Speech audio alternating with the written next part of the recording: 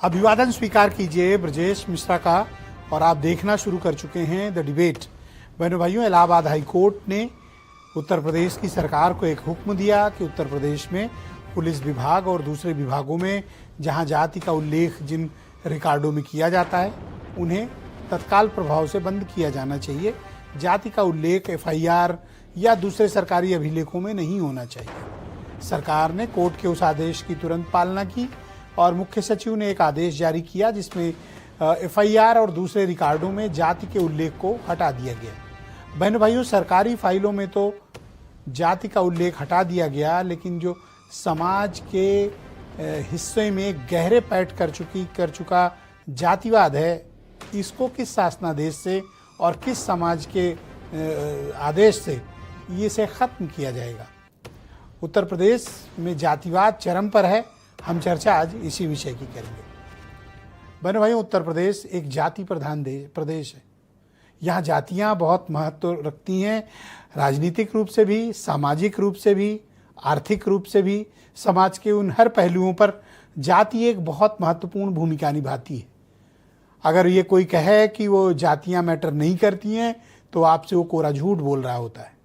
उत्तर प्रदेश में जाति एक बड़ा सच है और जातियाँ ही मैटर करती हैं, यह भी एक बड़ी सच्चाई है। कास्ट प्रिविलेज भी उत्तर प्रदेश में एक बड़ी सच्चाई है। देश के अन्य हिस्सों में भी जातियां मैटर करती हैं, लेकिन हमारे प्रदेश में जाति कुछ ज़्यादा ही मैटर करती है। और सिर्फ कोई एक दो दशक से नहीं, बल्कि सदियों से नहीं, बल्कि हजारों वर्षों से ये मुसलसल ये सिलसिला लगातार जारी है, जहां जाति के नाम पर भेदभाव, जाति के नाम पर उत्पीड़न, जाति के नाम पर वोट बैंक तैयार करना, जाति के नाम पर तमाम आडंबर रचना और जाति के आधार पर ही सामाजिक व्यवस्था का निर्माण करना।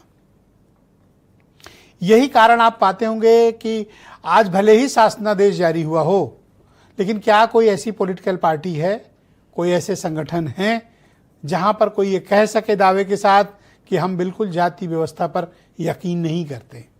उत्तर प्रदेश में जातियां एक सच्चाई है और वर्तमान राजनीतिक हालात में वो राजनीतिक सच्चाइयां आपके सामने कुछ कठोर रूप से भी दिखती होंगी।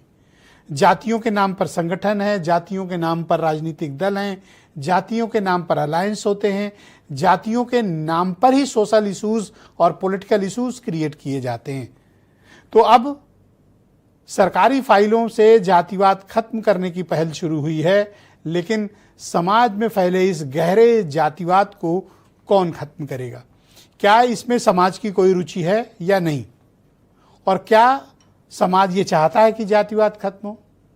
बहन भाइयों, जो आज़ाद भारत के बाद जाति व्यवस्था को खत्म करने की जो सबसे बड़ी पहल बाबा साहब भीमराव अंबेडकर ने की थी, उसके बाद और भी महान समाज सुधारक आए, लेकिन जो बाबा साहब ने पहल की थी वो बेमिसाल थी। वो जाति व्यवस्था के हक में नहीं थे, जाति के खात्मे की, जातिवाद के खात्मे की हमेशा उन्होंने वकालत की। लेकिन फिर क्या कारण है कि जब हम अपनी आज़ादी के 100वें साल की तरफ आगे 2047 तक बढ़ेंगे, तब तक भी भारत जातिवाद से मुक्त नहीं होगा। ये जातिवाद कुछ ऐसी विषैली बेल है जो भारतीय समाज में इस कदर लिपटी हुई है कि जिसे उसे अलग नहीं किया जा सकता। तो क्या है ये शासनादेश और आज जातिवाद की बात क्यों हो रही है?